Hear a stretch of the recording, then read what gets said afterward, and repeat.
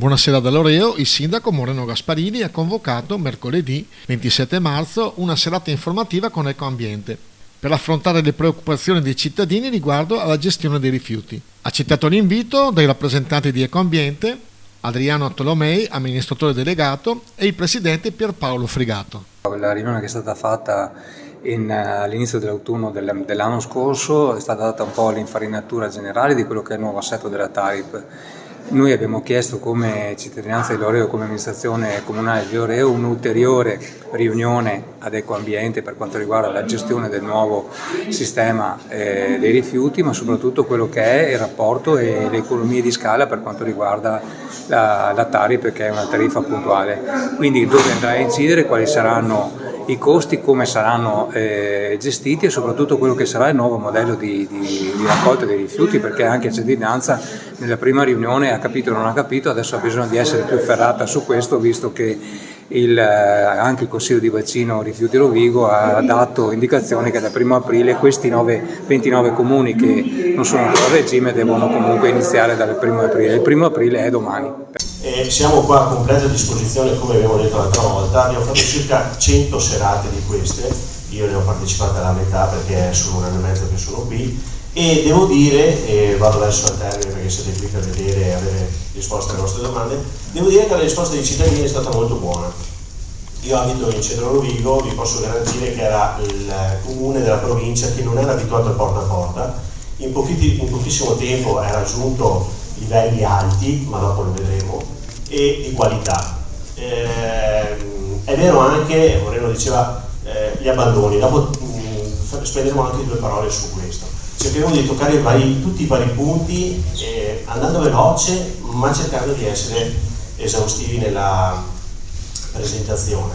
E la prima notizia da assumere come elemento importante è che il Comune, con tutto il rispetto dei presenti, non si occuperà più direttamente del rapporto con i cittadini per quanto riguarda la TARIP, perché la bolletta sarà targata Ecoambiente e la riscossione direttamente sarà fatta dalla società. È un primo tassello molto importante perché nel nostro piano industriale, poi vado a presentare un po' tutto il percorso, 2 elementi sono stati i pilastri. Diciamo, armonizzare il sistema su tutta la provincia, giustamente ricordava il Presidente, la tariffa è unica su tutto il territorio dei 50 comuni, quindi non ci sarà più, diciamo, il confronto limitrofo del comune che ha una tariffa diversa piuttosto che un'altra tariffa da un'altra parte, quindi tutti i 50 comuni e la provincia di Rovigo ha assunto questo impegno perché è un'assunzione che non deriva solo dal nostro piano industriale, dal piano d'ambito approvato da tutti i sindaci di questa provincia, ma deriva da direttive sia dell'Unione Europea ma soprattutto da un ente regolatore, e qua voglio rappresentare questo aspetto anche se poi non è scritto nelle slide, che l'approvazione delle tariffe e anche del piano economico finanziario, dottoressa, non compete più al comune di Loreo in questo caso, ed è competenza solo esclusiva del Consiglio di Bacino,